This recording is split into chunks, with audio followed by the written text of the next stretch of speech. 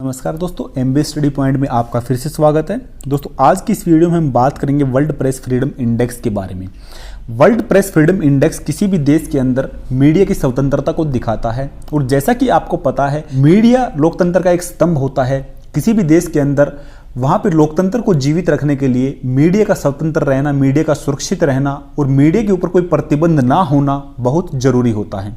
इस वीडियो के अंदर हम बात करेंगे वर्ल्ड प्रेस फ्रीडम इंडेक्स होता क्या है और ये किस बेसिस पे इसको मेजर किया जाता है, कौन इसको पब्लिश करता है।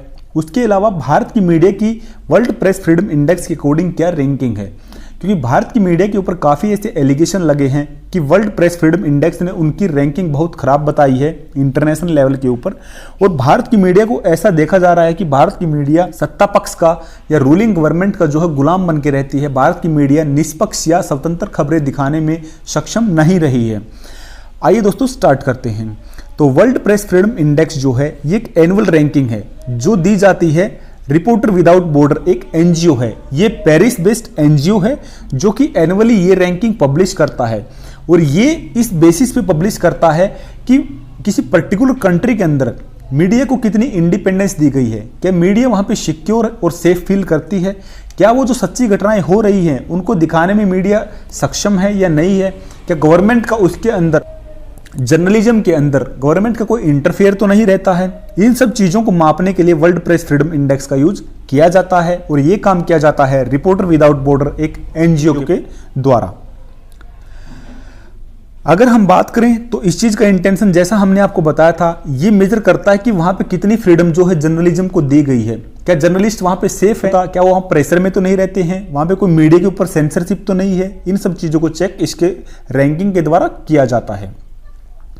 अगर बात करें तो रिपोर्टर विदाउट बॉर्डर को रिपोर्टर सेंस फ्रंटियर भी कहते हैं और ये सन 2002 से इस रैंकिंग को पब्लिश करता हुआ आ रहा है।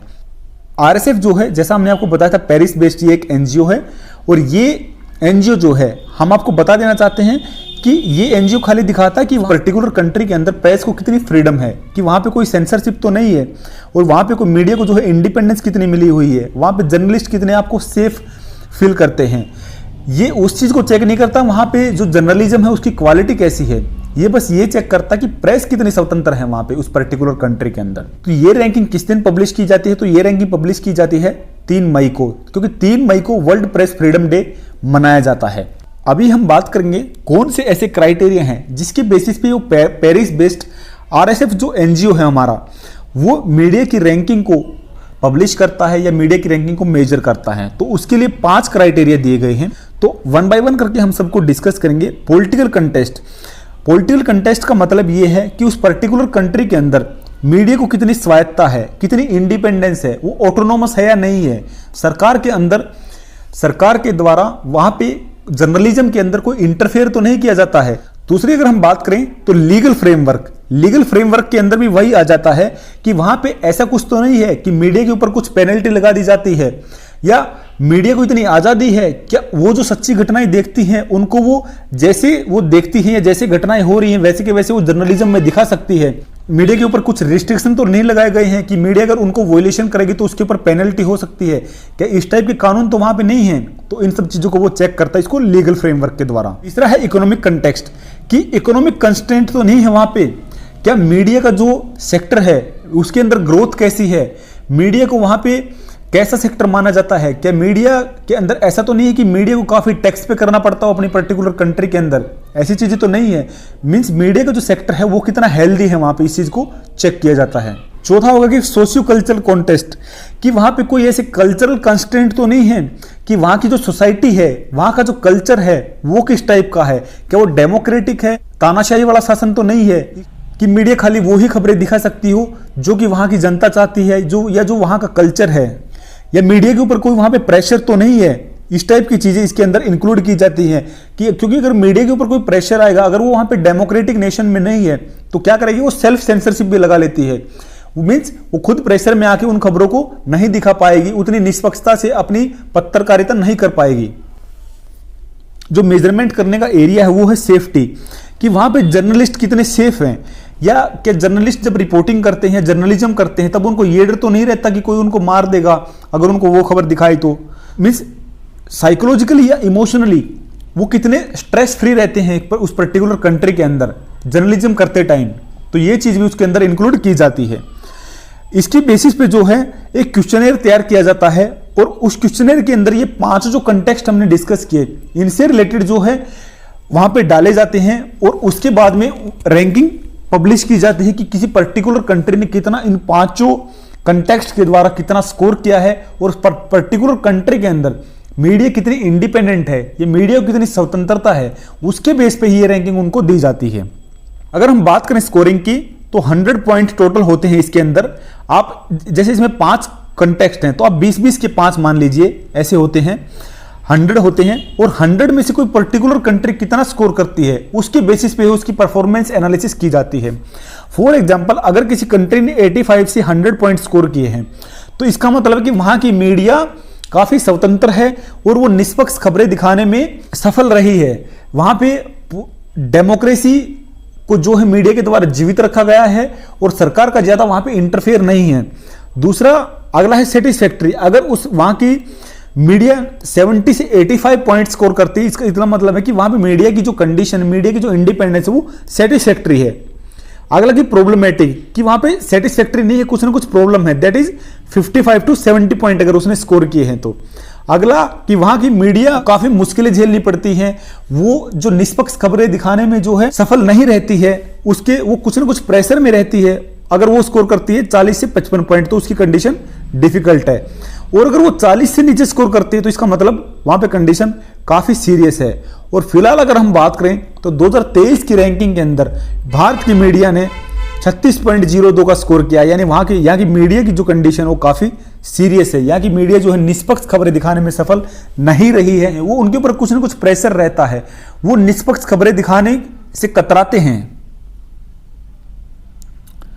अगर हम बात करें इंपोर्टेंट पॉइंट, अभी जो रिसेंटली जो 2023 का हमारा लेटेस्ट में जो world press freedom index release हुआ था उसके बारे में, तो 180 कंट्री का इसके अंदर इवेल्युएशन किया गया था, उनको रैंकिंग दी गई थी WPFI के द्वारा, और उसके अंदर ये देखा गया था 31 कंट्री ऐसी हैं जहां पे कंडीशन वेरी सीरियस है मीडिया की, मतलब कि वहां पे मीडिया स्वतंत्र महसूस कर ही नहीं रही है खबरें दिखाने में, निष्पक्ष खबरें दिखाने में।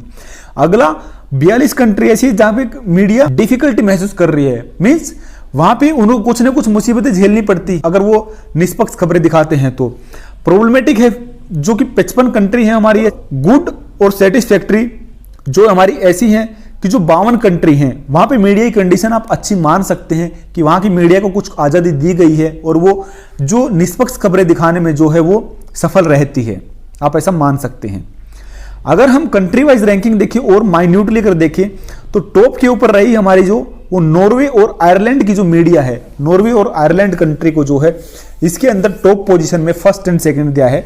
टॉप पे नंबर 1 पे जो नॉर्वे कंट्री रही है, जिसके अंदर जो है वहां की मीडिया को काफी अच्छी रैंकिंग मिली है और ऐसा माना जाता है कि वहां पे मीडिया काफी स्वतंत्र है, काफी सेफ है और वहां पे उनके ऊपर कोई सेंसरशिप वगैरह नहीं है। लेकिन अगर हम देखें सबसे वर्स्ट परफॉर्मेंस जो रही है वो रही है चाइना की और नॉर्थ कोरिया की। ये सबसे बॉटम में रही हैं, नॉर्थ कोरिया सबसे बॉटम में है और नॉर्थ कोरिया और चाइना के अंदर ऐसे हालात माने जाते हैं कि वहां पे मीडिया का जो पूरा कंट्रोल है वो सरकार के हाथ में ही रहता है। मीडिया वहां पे बिल्कुल भी सेफ, सुरक्षित और स्वतंत्र महसूस नहीं करती है।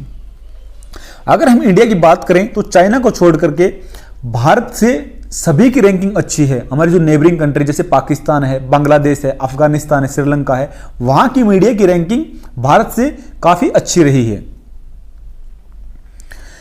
अगर हम देखें भारत की पोजीशन को इसके अंदर, तो भारत की जो मीडिया की पोजीशन है वर्ल्ड प्रेस फ्रीडम इंडेक्स के हिसाब से सन 2016 से लेके अभी तक काफी गिरती हुई नजर आ रही है। पहली बार 2016 के अंदर इसकी परफॉर्मेंस 133 थी और उसके बाद में धीरे धीरे गिर ही रही है। लास्ट टाइम की अगर हम देखें मतलब 152 या 151 इसकी रैंकिंग थी। अगला अगर देखें रीजन क्या है इसके पुअर परफॉर्मेंस होने के भारत की मीडिया के, वॉयलेंस जो हैं जर्नलिस्ट के अगेंस्ट काफी होते हैं। मींस जर्नलिस्ट अपने आप को उतना सेफ महसूस नहीं करते, उनको ये डर रहता कि अगर वो निष्पक्ष खबरें दिखाएंगे तो उनको कहीं से धमकी मिल सकती है, जान से मारने की धमकी मिल सकती है या उनका मर्डर हो जाता है, या वो कई ऐसे एरिया हैं जहां पे वो जाने से भी कतराते हैं कि अगर वो वहां पे गए तो लौट के वापस नहीं आएंगे, क्योंकि वॉयलेंस के केसेस काफी ज्यादा हुए हैं उस एरिया के अंदर। अगला क्या है कि मीडिया के ऊपर कुलीन लोगों का हाथ है, मतलब कि जो बहुत रिच पीपल हैं, जो बड़े बड़े बिजनेसमैन हैं, उन्होंने क्या मीडिया को अपना खरीद रखा है, उन्होंने मीडिया को खरीद रखा है और उनके जो टाइज हैं वो पॉलिटिकल पार्टीज के साथ हैं।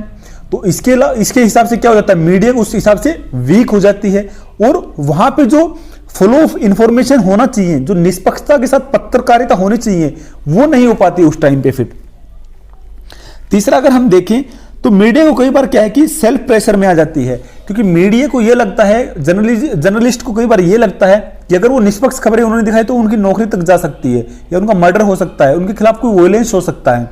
भारत की मीडिया की परफॉर्मेंस देखने के बाद गवर्नमेंट के ऊपर काफी आरोप लगे थे कि मीडिया जो है भारत के अंदर स्वतंत्र नहीं है। हमारे जो इंफॉर्मेशन एंड ब्रॉडकास्टिंग मिनिस्टर हैं अनुराग ठाकुर, उन्होंने पार्लियामेंट के अंदर जवाब दिया कि ये जो रैंकिंग WPFI ने पब्लिश की है उससे वो सहमत नहीं है।